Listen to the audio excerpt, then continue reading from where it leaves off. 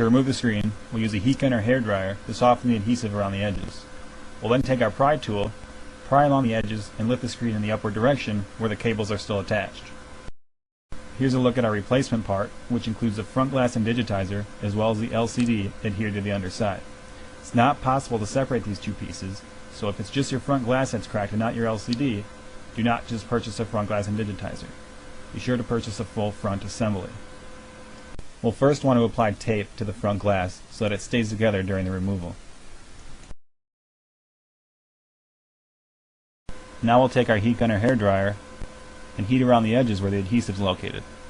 This will soften the adhesive and allow us to pry up the screen.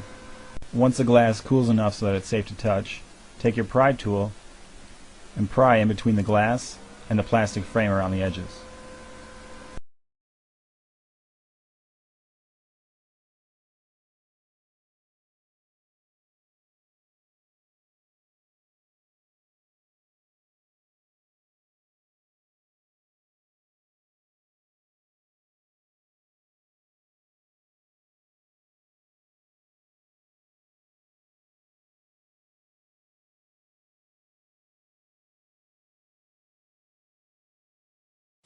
Now we'll open the screen towards the top, and there are still two cables attached.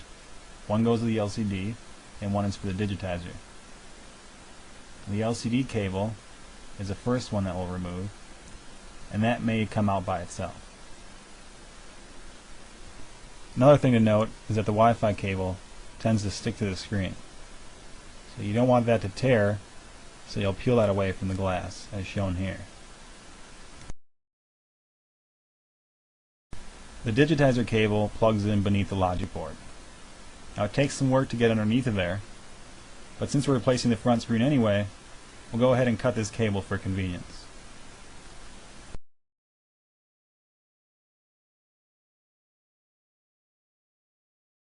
Now we're going to want to remove any remaining glass as well as the old adhesive.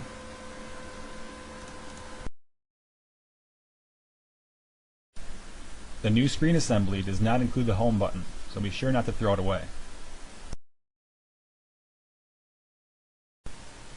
After all the old adhesive and remaining glass has been removed, we have a number of Phillips screws that we'll need to remove in order to get access to the digitizer port, which is underneath of the logic board.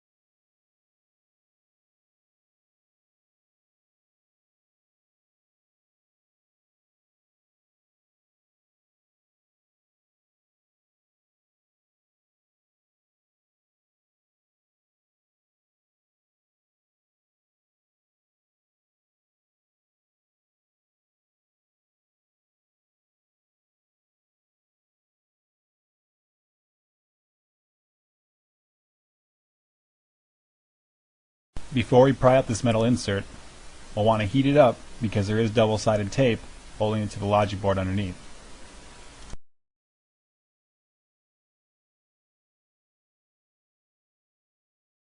When prying up this metal insert, be extremely careful so that the cable that goes to the volume and power button does not tear.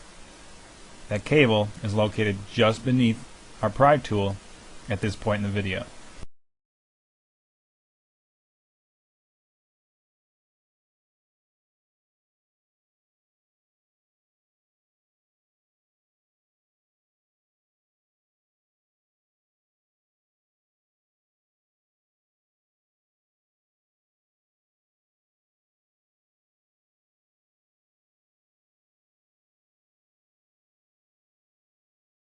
There is another adhesive strip located at the bottom on the left side of the home button.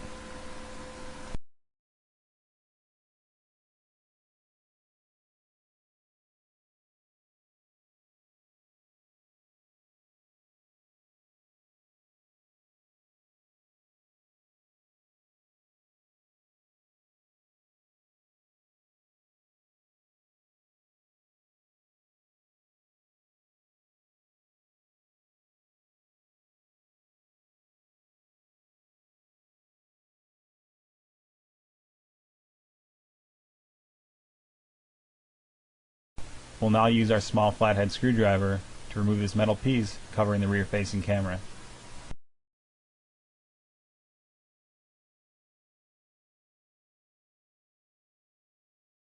Now I'll use our small flathead screwdriver to pry the camera out from its insert.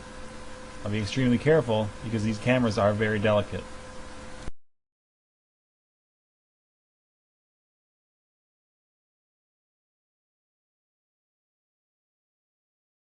Now very carefully lift the logic board up, but do not attempt to remove it.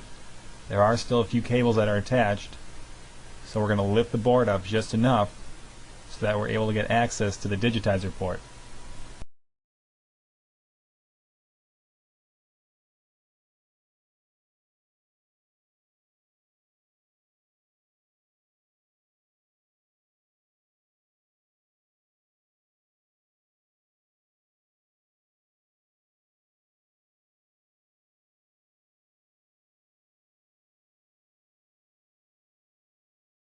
Now peel out this metal adhesive which wraps around the digitizer cable, which will allow us to remove it. It's not necessary to reapply this tape when you install your new screen.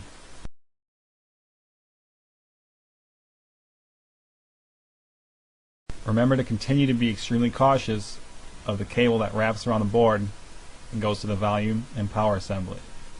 If you tear that cable, it will require replacing, and you'll have to remove the entire logic board, and this part also requires soldering.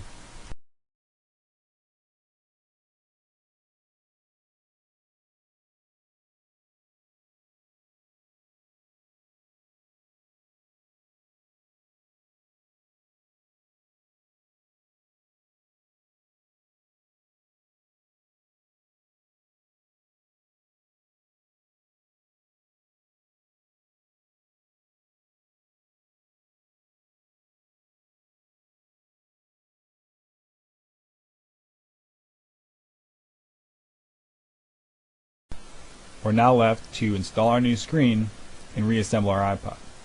However, this is the hardest part, because we can't really see what we're doing underneath of the board. You have to find the right position beneath the logic board to plug that digitizer cable in. You first want to make sure that the digitizer cable is bent in the orientation shown here. Otherwise, you can overlap the LCD screen and crack it on installation. Now to plug the digitizer cable in, we'll slide it underneath of the board in the area of the location of the port and use our small flathead screwdriver to push in the upward direction and secure that cable in its port. It will probably take you a few trials before you find the right location over the port, allowing that cable to plug in place.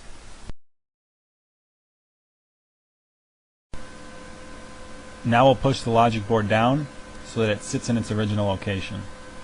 Before we completely reassemble our iPod, it's a good idea to test the screen. So we'll plug our LCD cable in and flip the screen over, power on our iPod, and give the touchscreen a test. You should also confirm that the power and volume buttons are working correctly, the front and rear facing cameras, in addition to the external speaker. These are all commonly damaged when replacing the screen on this device. Once we've confirmed everything is working properly, we can go ahead with reassembly of our iPod. We'll first put our metal insert back in place.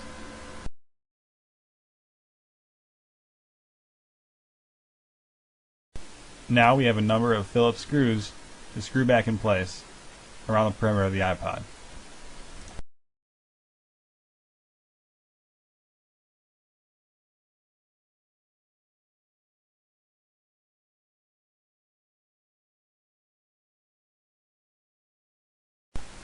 Now we'll remove the plastic pieces that are covering the back and front of our replacement screen.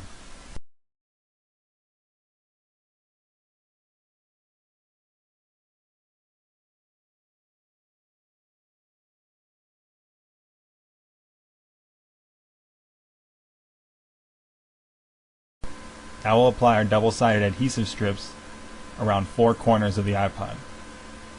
You'll want to do at least 2 layers of this tape.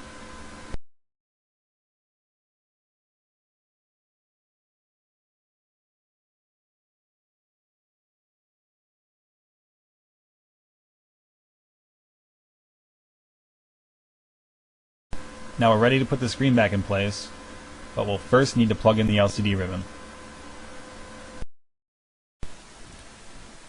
Now while we're putting the screen back in place, it's a good idea to have the screen on so that you can see if there are any high points underneath that will show on the screen.